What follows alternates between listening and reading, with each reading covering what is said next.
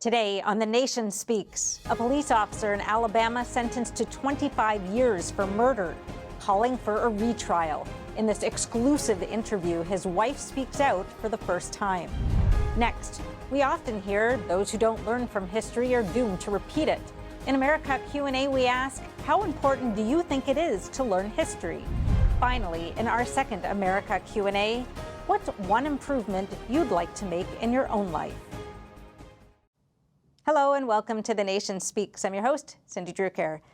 On April 3rd, 2018, Huntsville, Alabama police officer Ben Darby responded to a man with gun suicide call. As a third officer on the scene, when he got there, he quickly assessed the situation and judged, based on his training, that the other officers had put themselves in a dangerous situation. The man who called 911, Jeffrey Parker, was sitting in his house with a gun to his head that he could have at any second turned on the officers who were standing in the open. Officer Darby came in, aimed his shotgun at Parker, and ordered him multiple times to put his gun down. Parker didn't, and when he made a slight move, Officer Darby shot once and killed him. Ben Darby now sits in prison, sentenced to 25 years for murder. But there's much more to his story, and today we hear from his wife, Sergeant Keelin Darby, who tells Ben's story to national media for the first time. Keelin, welcome. First of all, I just want to acknowledge what you're going through. Your husband of 5 years, I know your best friend, your fellow officer, he's in prison. You weren't even allowed to be at his trial due to COVID restrictions, and I know you've barely seen him since then, although you can talk regularly, as I understand it. So thank you for coming today. And just quickly, how are you and Ben holding up? Cindy, thank you for having me on your show. We're doing okay. We're taking it a day at a time. It's obviously a struggle when you're without your best friend, who's been wrongfully convicted and has been serving for over 10 months for doing his job. We're fighting for it, and I've got a great team behind me, and we're doing everything we can to get his story out there, because for so long it was not allowed to be spoken. Right, because you're under a gag order, and I know you're pushing for a new trial. Can you just tell us, I gave kind of the basics of what happened that day in 2018, but can you flesh it out for us a little bit? Sure. So Ben was on duty for Huntsville Police Department, working in his capacity as a patrol officer on April 3rd, 2018, and a call was dispatched over the radio that a man had called in and said that he had a gun. He was fixing to blow his brains out, and the front door was open. And nationwide, police officers are taught to not go into a house with a person with a gun because they don't know what's going on inside that house. And Ben had received that training through the academy. He had answered several calls similar to this one, where they surrounded the house and called the individual out of the house and were able to treat them the way and give them the treatment that they needed. On that day, two other officers had responded to that call, and one of those officers got on the radio and said, "Hey, if there's anyone else available, can you be en route?" And Ben heard that, and you can hear it in someone's voice when you work with them long enough, that voice inflection when something just might not seem right, might sound right, and Ben heard that in Officer Beckel's voice, and he responded to that scene. So when he got there, he was expecting for them to pull a perimeter and surround the house to call the person out. But to his surprise, the officers were nowhere to be found outside the house. So he had already grabbed his shotgun due to thinking he was going to be pulling a perimeter.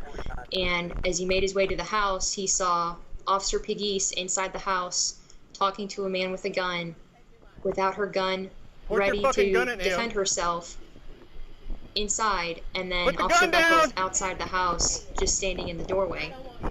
And as Officer Pegues was trying to communicate with him, she was not communicating effectively. She was stalling, vapor locking, not being able to clearly communicate to Mr. Parker what she wanted him to do. Put the gun down! Stepped into the house and told Mr. Parker to drop the gun. Put it down! I'm not going to tell you again! Please, lower the gun. Parker had his gun to his head like this, and when he said the second time that Ben said it, Mr. Parker shrugged his shoulders and moved his gun forward. And Ben, that is a imminent threat to their life by the gun coming forward towards them.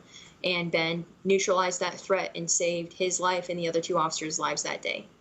I watched the body cam footage from all 3 What's going on officers, today that you wanna and take your life? Parker is blurred out, so you can't see any of his movement. Put the gun down. He has it to his head. I don't want anything to happen to you right now. I don't. Listen, he's right here in front of me. Hey, look. Hey, brother. Put the gun down. Put the gun down. Hey, brother. Put it down, bro. Put the gun down. We don't want you to take your life. Please, please, lower the gun. What does the training say about the scenarios that officers have to have in their minds? Because when you watch it, Officer Piggies is trying to be calm, talk him down, see what's going on. Ben comes in, assesses the situation as potentially dangerous, and takes control of the situation. If you're a lay person, you don't know anything about what the training is, what the possible scenarios are, the video can be a bit disturbing. So can you explain to us what's going through Ben's mind? Sure. So when you're dealing with an armed individual, you have to keep in mind your own safety. And part of that comes down to the concept of cover and concealment. Cover is something that'll stop a bullet. So a brick wall, cement. Concealment, on the other hand, is something to just hide you. So a bush, a couch, for example, which is what Piggies was standing behind. Things like that where bullets can still penetrate through and be a harm to the officer. So Officer Piggies broke her training first by going inside the house with an armed individual. And then when she got into the house, she didn't protect herself because she stood behind something concealable, which only concealed her lower half of her body. And then she wasn't ready to defend herself. Her gun was out of her holster, pointed at the ground.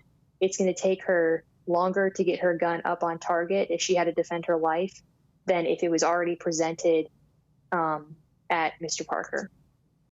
And part of the scenarios of things that could happen, this could easily have been an ambush. He could easily have been drawing the cops into his house specifically to kill him. You don't know what's going on.